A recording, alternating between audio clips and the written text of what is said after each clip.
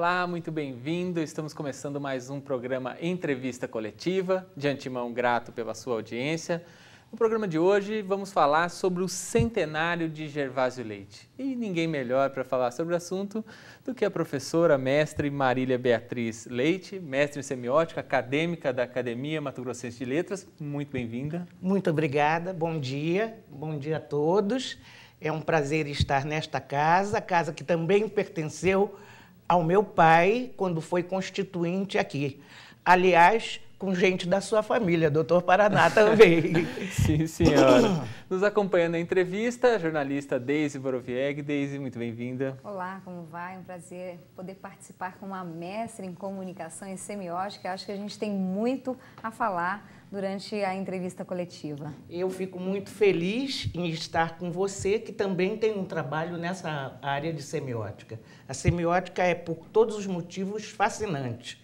Hoje em dia, a semiótica cuida dos signos do espaço, das aeronaves, e cuida dos signos do subsolo, mas mais interessante do que isso é uma pesquisa que está acontecendo neste minuto em São Paulo sobre o choro das crianças.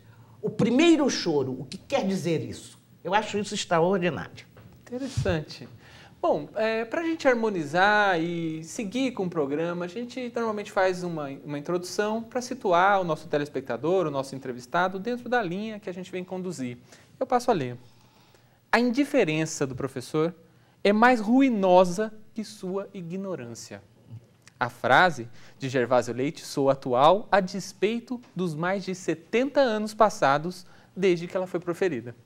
Gervásio Leite nasceu em Cuiabá, Mato Grosso, aos 19 de junho de 1916. Em 1938, com apenas 22 anos, diplomou-se pela Faculdade de Direito da Universidade do Rio de Janeiro.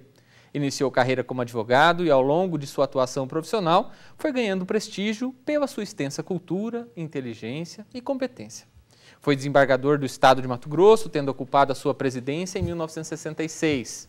No campo educacional, sua contribuição foi expressiva, tendo lecionado na Escola Técnica de Comércio e junto à Faculdade de Direito de Cuiabá, depois na Faculdade de Direito da Universidade Federal de Mato Grosso. Gervásio foi o primeiro coordenador do antigo Centro de Ciências Sociais, que era vinculado à Faculdade de Direito. Leite, Gervásio, foi deputado estadual e constituinte em 1947, presidiu a OAB Seccional Mato Grosso, foi jornalista vinculado à Associação de Imprensa Mato Grossense, presidiu e foi cofundador, em 1939, do jornal O Estado de Mato Grosso. Gervásio Leite faleceu no Rio de Janeiro, no dia 10 de abril de 1990, aos 74 anos incompleto. Marília, como é que a gente pode, hoje, utilizar a obra do Gervásio Leite no cenário atual? Né? Eu sei que a produção dele é vasta, né? Quais são os pontos que a gente pode trazer para o nosso cotidiano, como o exemplo da frase que citei, que é extremamente atual? É muito interessante isso que você coloca, porque eu tenho ouvido aqui e ali, ao tratar do centenário de papai, algumas pessoas dizendo o seguinte: Gervásio além do tempo, Gervásio atemporal. Ora, Deise e Cláudio, vocês entendam que o papai realmente ele se interessava por tudo que dizia, que tinha interesse, não só naquele momento, mas que ele vislumbrava um horizonte mais largo. Por exemplo, eu não sei se vocês são muito jovens, não se lembram, mas há alguns anos atrás, Onassis se casou com a ex-primeira-dama Kennedy. E aí os jornalistas resolveram pegar umas imagens dela. O papai foi o primeiro a escrever sobre o direito à imagem. Olha que interessante. Depois disso, o papai escreveu na Revista do Senado um artigo chamado Manifestação da Vontade a propósito do transplante. Ele tem um livro raro sobre educação, que infelizmente é procurado e não é encontrado. E eu tenho uns 2 exemplares apenas. Eu vou propor aos governos que se interessarem que façam uma reedição desse livro. Tem até uma proposta da professora... Qual dos dois? Desculpa interromper, mas são 2 livros sobre educação, né? Não. Um livro sobre educação. A Escola Rural e os 100 anos. Esse da Escola Rural. Aspecto Mato Grossense do Ensino Rural, de 1942. E os 100 anos, né, sobre educação. Exato, é desse que eu estou falando. Sim. É desse que eu estou falando. Os 100 anos. Que eu acho esses 100 anos um livro muito atual. Um livro, inclusive, que tem sido motivo de pesquisa e há um propósito de digitalização da obra dele. E é evidente que isso interessa. Interessa não só para a família, mas interessa para a sociedade mato-grossense, não é? O que eu ia dizendo é que, sob o ponto de vista da educação, ele foi, na minha opinião, uma pessoa avançada, avant-garde. E vanguarda o tempo todo ele foi. Por quê?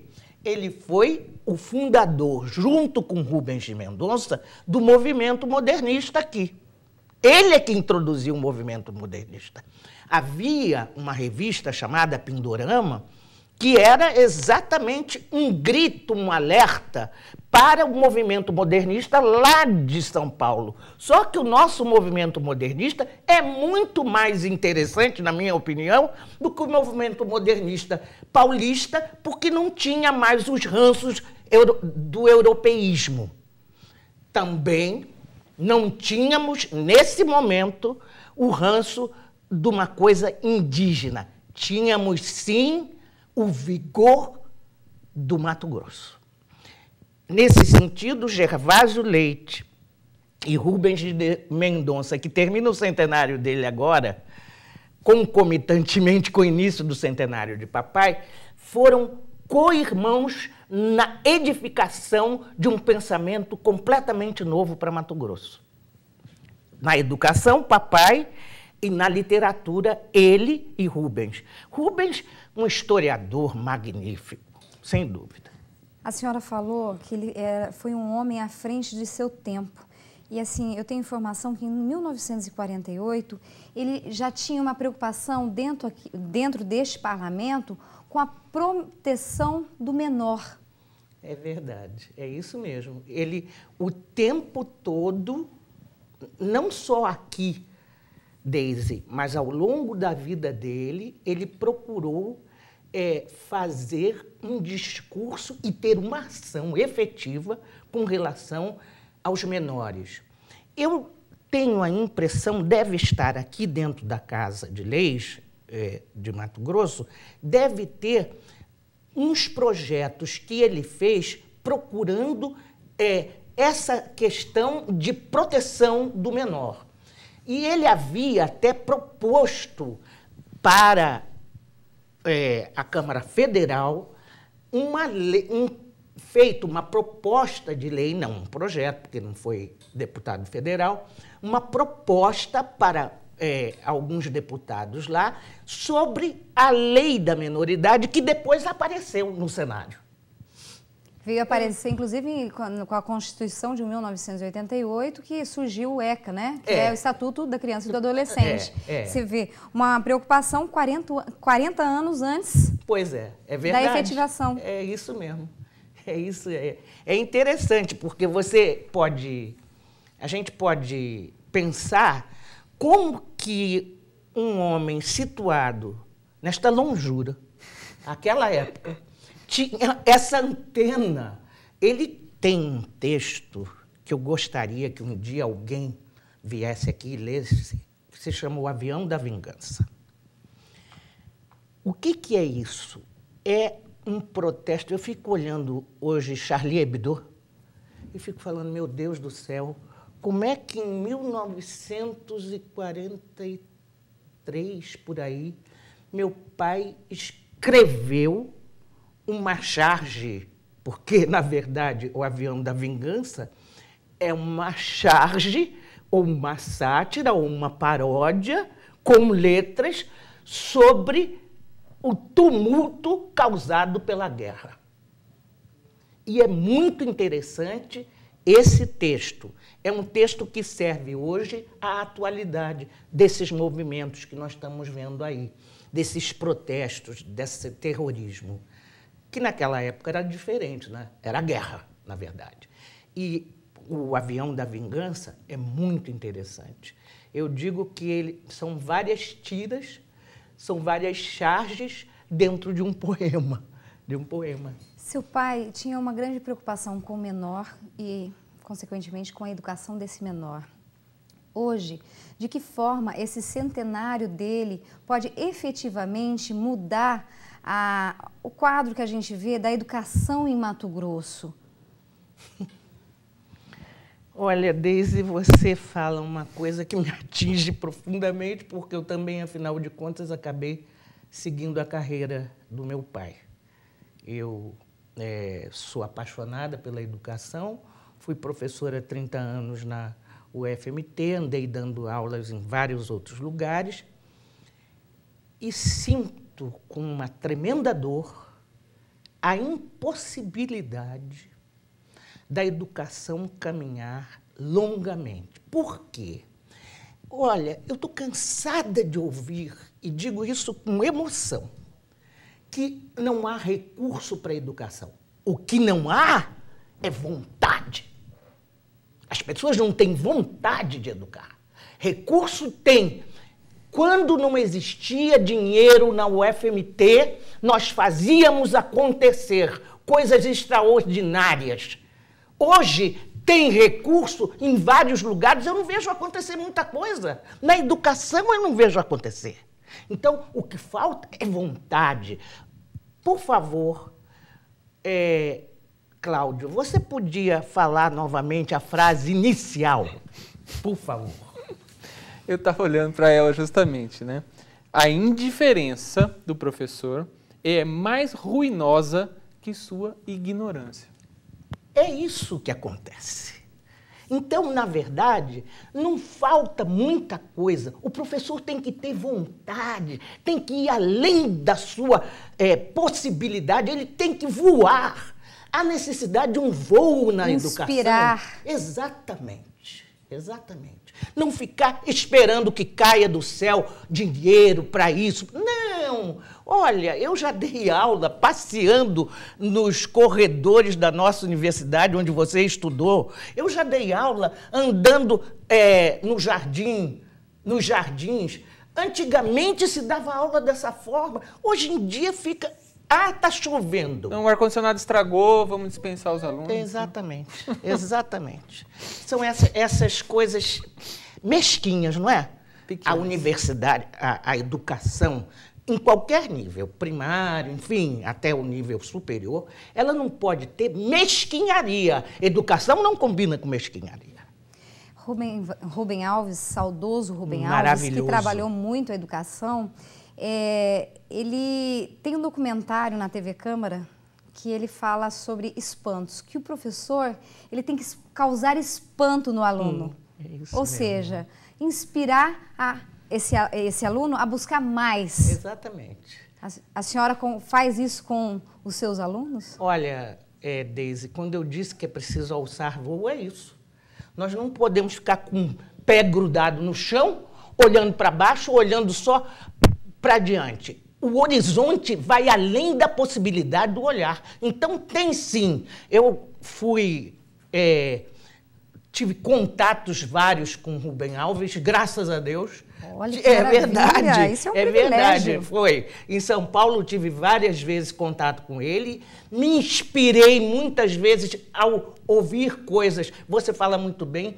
Falta isso, Cláudio, para a meninada, para todo mundo hoje. Inspiração. Quando eu vejo gente fazendo coisas pequenas e as crianças participando, prestando atenção, eu falo, olha, é isso. São coisas simples que precisa para fazer alguém crescer. Não precisa coisas enormes. Agora, todo mundo quer ter notebook para criança, todo mundo quer ter iPhone para criança, todo mundo quer colocar a criança dentro de uma sala com a cara enfiada naquela tela do computador. Isso não existe para educar. Sim, você pode chegar nesse movimento, você pode chegar na tela, como todo mundo está nos vendo aqui na tela, mas depois você tem um preparo para isso, não é? Eu acho assim que as novas tecnologias, normalmente, elas causam a ojeriza, né? Eu, obviamente, sei que não é o seu caso, né? Que está com a mente aberta e antenada, e, obviamente, isso também vem do berço. Nós tivemos uma professora de geografia aqui que desenvolveu com os alunos um aplicativo para as crianças, né? Para o turista que chegava em Cuiabá. Então, assim, ela tinha alunos problemáticos, aula, 40 pessoas dentro da sala de aula, pré-adolescente, aquela dificuldade em Várzea Grande. E aí ela começou com a ideia de fazer um aplicativo e os alunos ficaram apaixonados, só queriam ter aula de geografia. Então, quer dizer, você capturar o interesse da criança passa também pela linguagem. Com certeza. Que a criança tem. Com certeza. Né? Com certeza. Dentro dos 100 anos, aí eu volto para o nosso tema, né? Depois da digressão. Dentro dos 100 anos, por exemplo, da educação, que ele fala de uma educação antes da tecnologia. É verdade. Né? Dentro desses 100 anos de história da educação, e é uma coisa que eu me pergunto muito, quer dizer, nós tínhamos uma educação pública de qualidade. Questionada. Será que nós tínhamos? Questionável. Será né? que nós tínhamos? O que ele traz ali dentro do livro que a gente pode trazer para o cotidiano, inspirar o nosso secretário Permínio? Né? O que a gente pode... Olha, eu acho que é o seguinte, a gente precisa primeiro conhecer muito bem o pensamento que está por trás das letras do Gervásio Leite. Gervásio era um homem maquiavélico. Ótimo. Pois é. Ele escrevia com uma sim. clareza. Mas o que havia atrás dessa clareza? Além disso, ele foi um tribuno, um orador, um advogado criminalista que podia fazer esmiuçar a palavra para não ser tão clara, mas atingir as pessoas. Eu acho que é preciso, você está me perguntando o que precisa, as pessoas conhecerem a obra dele. Senão, não adianta nada. Falarmos aqui sobre a educação, o que Gervásio Leite pretendeu quando escreveu seus vários livros, quando fez seus discursos, a oratória dele deveria ser, inclusive aqui, motivo de uma obra. Aonde está esse livro? Não tem discursos de Dom Aquino Correia? Sim, senhor. Podia ter discursos de Gervásio Leite e de tantos outros deputados famosos que fizeram coisas aqui importantes e que criaram vínculos em Mato Grosso. É preciso o Instituto Memória, que a minha amiga Isis toca, precisa catucar e cotucar. Catucar é uma palavra interessante, mas cotucar também é outra.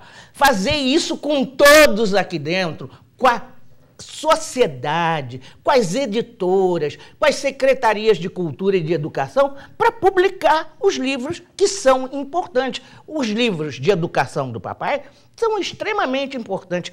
O livro que ele fez, que todo mundo fala, que tem o seguinte título, Terra Agarrativa e Linda, que é uma expressão de Barão de Melgaço, e ele tem esse livro em homenagem aos eu acho que foi aos 260 anos de Cuiabá, uma coisa assim. É um livro belíssimo, belíssimo. E agora nós vamos comemorar, não é? Os 300. Então, os 300 parece o filme, né? E não deixa de ser. Nós precisamos de uns 300 naquele patamar. Eu né? acho. Eu acho. Com aquele vigor, né? Sim, sem dúvida. Então, eu acho que você me pergunta o que é a educação, como é que o secretário hoje pode olhar a educação. Eu acho que tem que olhar com isso que vocês falaram, com essa vontade de ir para frente, com essa questão de um Gervásio Leite dizer, olha, não parem aqui, empurrem. Mas eu vou te dizer uma coisa. Ele não estava longe da tecnologia, não.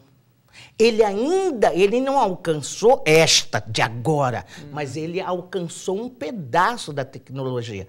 Porque eu não disse que ele estava preocupado e escreveu sobre o direito à imagem? A imagem é hoje uma das formas de tecnologia mais avançada. Estamos nós aqui. Contemporâneo nosso até 1990, com uma cabeça extraordinária. Pois é. Não tenho dúvida. Não é? E nós vamos falar mais disso, mas nós vamos para um pequeno intervalo e nós voltamos já já. Eu tenho certeza que você vai ficar conosco. É rapidinho.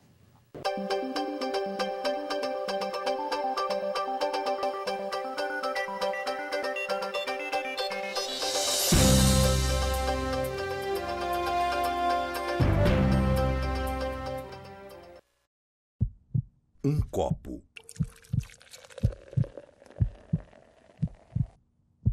Um problema. Não deixe a bebida destruir sua vida.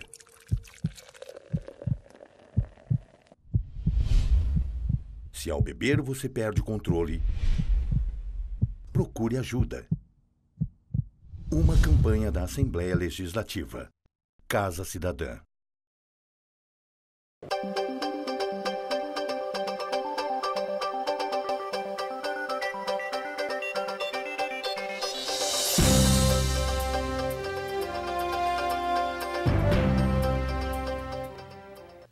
Eu disse que era rapidinho, nós estamos de volta falando sobre o centenário de Gervásio Leite. Estamos recebendo a figura extremamente agradável, Marília Beatriz Leite. Marília, você falou assim rapidamente que seguiu o caminho do seu pai, né? E eu queria saber assim, em que aspecto, né, a carreira do Gervásio, aliás, a sua carreira reflete essa genialidade, né, do seu pai, que estava assim à frente do tempo? Olha, é uma pretensão, eu acho, dizer isso que eu disse. Porque até recentemente eu ouvi uma coisa meio terrível. As pessoas não entendem que determinados pais têm que ter uma influência definitiva na vida dos filhos. Especialmente os pais que constroem, não é? Eu acho que isso é uma coisa... E outro dia eu vi uma pessoa reclamando que eu entrei na academia, é uma das questões, na vaga exatamente que era de papai. E o mais interessante, uma piada que eu vou contar para vocês, é que a cadeira número 2. Eu entrei em 2013, como você disse. No ano passado, uma pessoa disse para mim assim: "Ô, professora, mas a senhora entrou em 2013 e já está na cadeira número 2? O meu pai, o Rubens, eles permitem essa coisa do riso. Aliás, uma das grandes frases de Cícero, que Rubens de Mendonça usava, é aquela em latim: ridendo castiga-te mores, rindo castiga os costumes. Meu pai ia por esse caminho, por esse viés. O que eu segui? Eu segui essa vontade que você disse do espanto. Eu não acredito nada, em nenhuma certeza na área da educação. A educação, com certeza, é a destruição do indivíduo. A educação deve ter dúvida, deve acirrar no outro, no ser humano, a vontade de ir além. Se você ficar parado, olhando o horizonte e pensando, pronto, cheguei aqui, não preciso de mais nada, você não vai buscar uma pós-graduação, você não vai procurar ler mais, você não vai se enriquecer todos os dias olhando as coisas que estão ao seu redor, porque a natureza é uma mestra, o outro é um outro professor. Então, nós temos todos os dias aulas permanentes. Não há como parar e dizer, eu estou aqui e sei tudo. Eu não sei nada. Educar significa exatamente trazer incertezas para o indivíduo. Isso é socrático. Assim, eu acredito muito que quem tem informação tem poder. Poder de escolha que faz a diferença no indivíduo.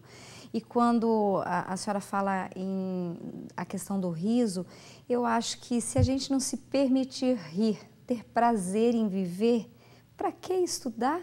Para que fazer mais o quê?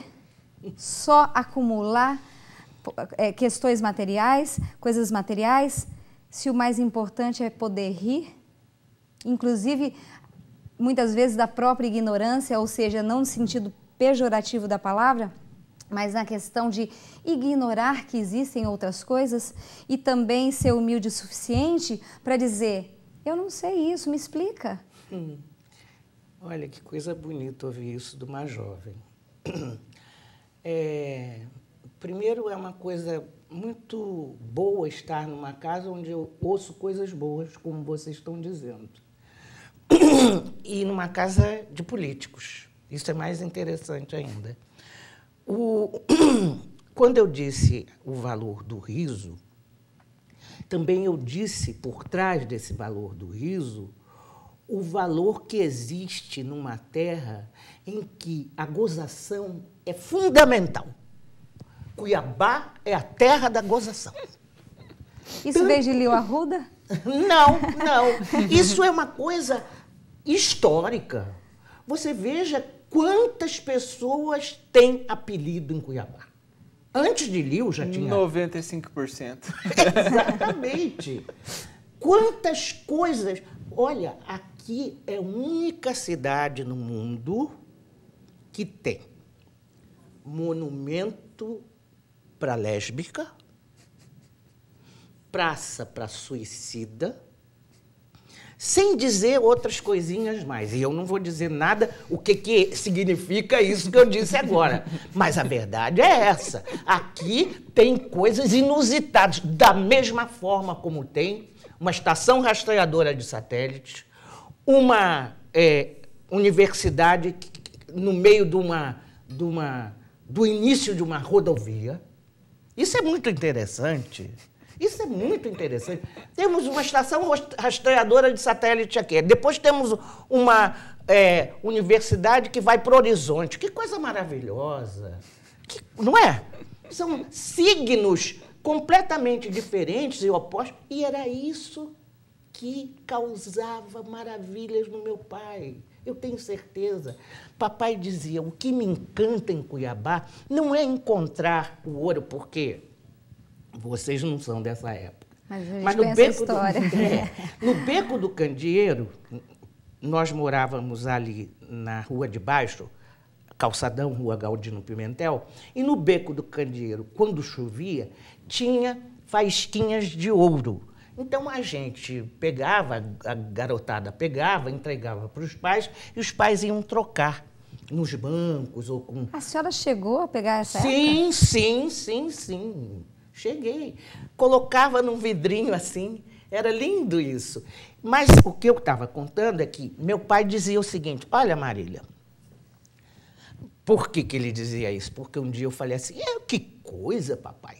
Esse camarada chegou de uma faculdade de medicina e está levando um carrinho cheio de pedra, assim, um rapaz que é um acadêmico de medicina. Minha filha, mais importante do que o ouro que corre na rua, mais importante do que qualquer coisa, tem dois fatos que você não deve esquecer nunca. Primeiro, a educação. E segundo, o trabalho. Qualquer trabalho dignifica o homem. Então, ele estar carregando esse carrinho é muito dignificante, ainda mais para ele que vai ser médico, porque ele sabe que ele vai ter que carregar muita pedra na vida, muita carga na vida. E eu aprendi isso. E aprendia esse é o valor da aprendizagem além dos muros da escola. É o que eu falei há pouco, é saber ouvir as palavras, mas saber entender os silêncios. Isso é que eu acho importante. Seu pai foi muito competente, não só na área pública, com tantos trabalhos públicos, mas em casa, por inspirar uma pessoa como a senhora, que acaba inspirando tantas outras pessoas. A senhora já percebeu isso? Olha, eu tenho... Eu quero dizer uma coisa. Uma emoção. Tem uma palavra que descreve bem isso, que é o entusiasmos, né? Que vem do grego, quer dizer sopro divino, né? É que nos mobiliza. Eu acho que você traz isso, né? E a gente pode ver esse entusiasmo, senti-lo e nos mover. Eu acho que é o processo da educação, é o espanto. Né? É verdade. Sabe, uma coisa que a gente tem que ficar muito atenta é que pouco importa a sua atitude humana, desde que ela seja digna. Não tem importância que você seja um homem rico ou pobre, que você seja um preto ou branco, que você seja heterossexual ou homossexual, que você use uma toga ou não. O que importa é a sua dignidade, a sua honestidade e o seu vigor com a vida. É fundamental encontrar na vida a força de viver e saber entregar para a vida este vigor. Então, quando eu encontro jovens como vocês, dentro de uma casa de leis, me instigando, porque vocês, na verdade, estão me instigando e me seduzindo. De repente, eu vou falar, olha, eu quero ficar aqui conversando com vocês muito tempo, porque é um encanto poder trocar. Na verdade, nós estamos trocando coisas aqui. É essa troca que é o verdadeiro encontro pedagógico. Eu quero provocar ainda mais. A publicação, a reedição do livro do seu pai. Como que a gente pode chegar lá? Parceria na iniciativa privada?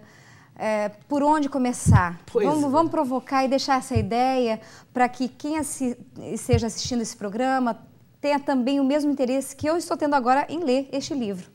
Olha, eu vou dizer uma coisa a você. Por exemplo, no momento, eu falei antes que uma das programações do centenário do papai, em março do ano que vem, nós estamos lançando o DOC, o documentário, que, por enquanto, tem 2 nomes. Para papai tem que ter 2 nomes. Um é Gervásio Leite, um homem além do seu tempo, o outro é Mecânica de Gervásio Leite. O que eu acho mais interessante, mais atual, esse nome, Mecânica de Gervásio Leite, ele tem um poema com esse nome, Mecânica. Por isso que eu te disse que ele tinha uma visão bem contemporânea até, sabe? Com essa coisa da máquina. Bom, vamos voltar. Como é que nós podemos seduzir as pessoas para... Eu acho importante reeditar o livro da educação e o livro Terra Garrativa e Linda. Sabe por quê? Porque Terra Garrativa e Linda pode ser o livro dos 300 anos de Cuiabá também. E o livro da educação poderia compilar o outro antigo, poderiam ser... fazermos uma compilação e lançarmos como um livro no ano que vem, quando realmente faz o centenário de papai. Começa neste ano, no dia do aniversário dele, e termina no ano que vem, que era quando ele faria os 100 anos. E está aberto a quem quiser. Eu estou propondo, estou chamando a ordem, chamando a Assembleia, chamando o governo do Estado, chamando o Tribunal de Justiça para que participem comigo. Porque eu estou bancando o documentário sozinha. E eu não sou rica. Eu sou uma assalariada. Então, eu preciso de uma ajuda. Vamos falar desse calendário um pouquinho? Vamos. Né? Dia 19 de junho, tem uma sessão solene na academia. Como que é essa? Conta um pouquinho pra gente a programação. Nós voltaremos a Eva com certeza mais próximo da data, mas vamos já situando o pessoal pra gente saber o que esperar neste centenário, né? Neste ano que comemora-se o centenário. Bom, esse starter do centenário, que é no dia 19, como eu disse, é uma sessão solene. 19 de junho. Deste ano, 19 de junho de 2015, às 19h30, na Academia Mato Grossense de Letras. Então, é aquela sessão ritualística, não é? Com abertura solene da academia. E para quem são os convidados? Quem quiser ir, imagina.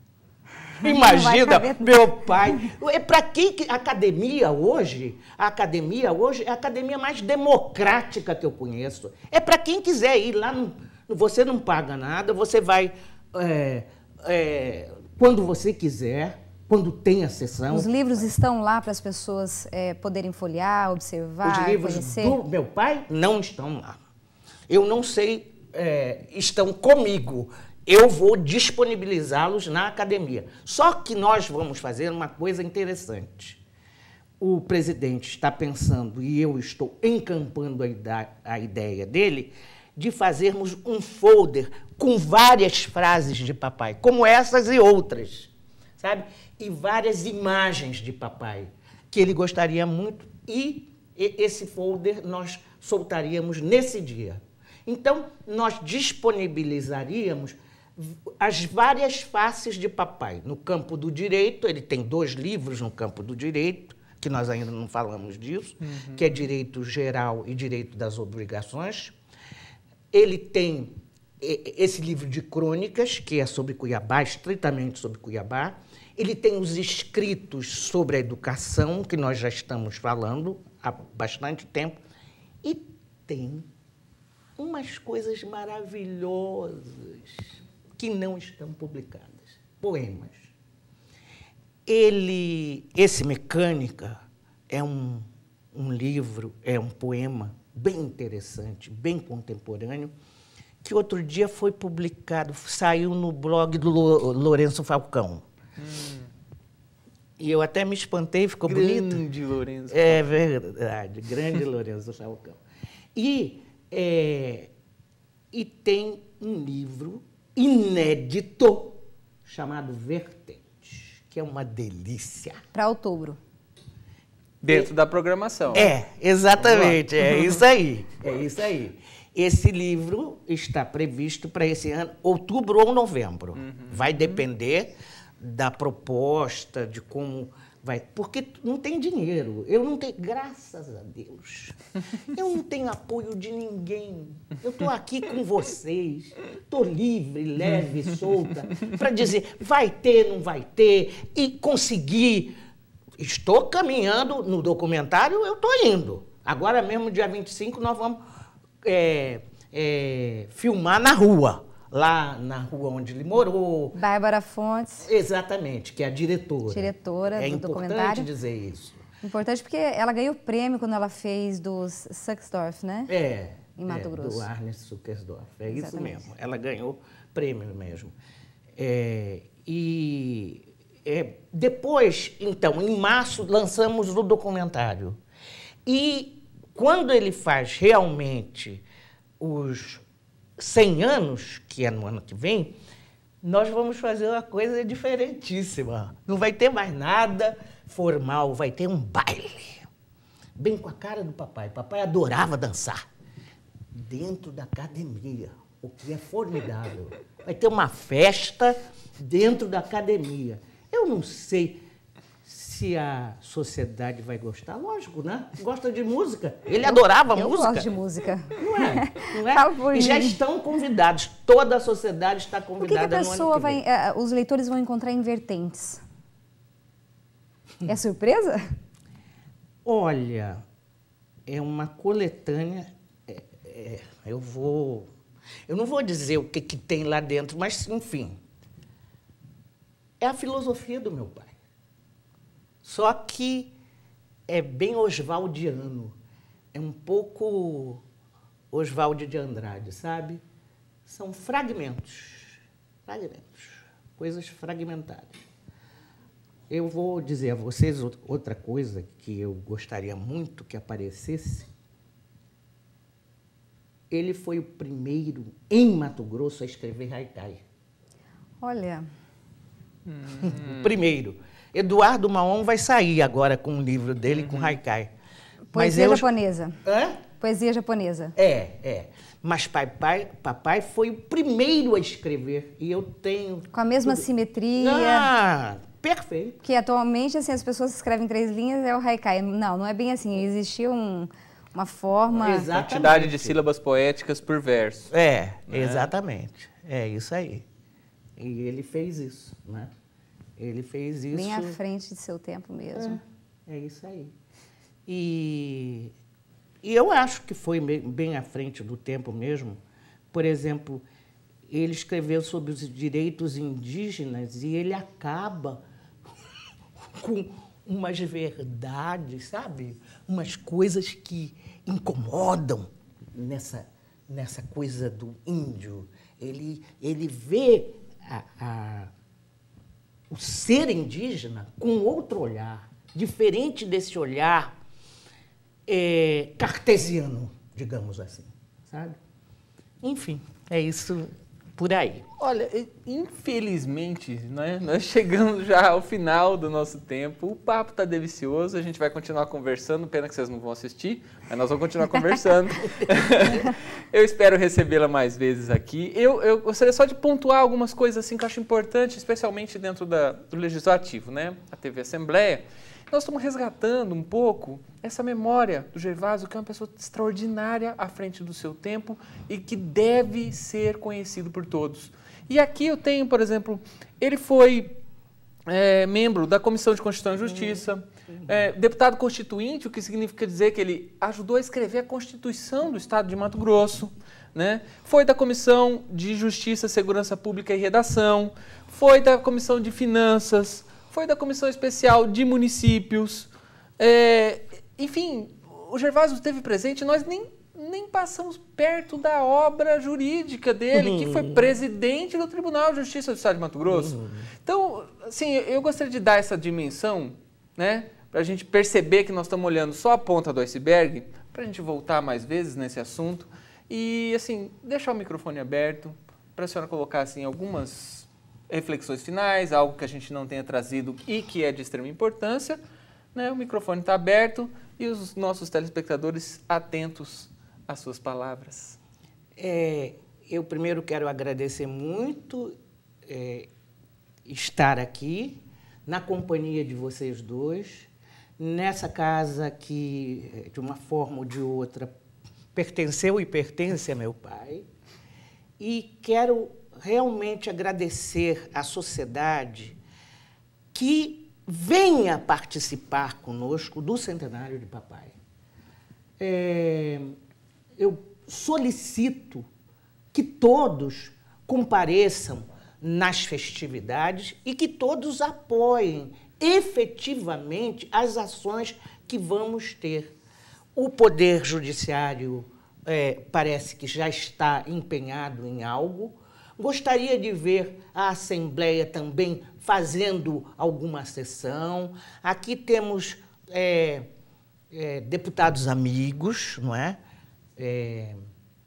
Deputado Emanuel Pinheiro, o pai dele trabalhou com o papai no escritório. Então, tem assim muita ligação aqui dentro com pessoas. O deputado Guilherme Maluf é uma pessoa que eu estimo muito. E temos Janaína Riva, que, na minha opinião, é a pessoa que teve mais votos e mulher expressiva, que certamente vai fazer alguma coisa por Mato Grosso.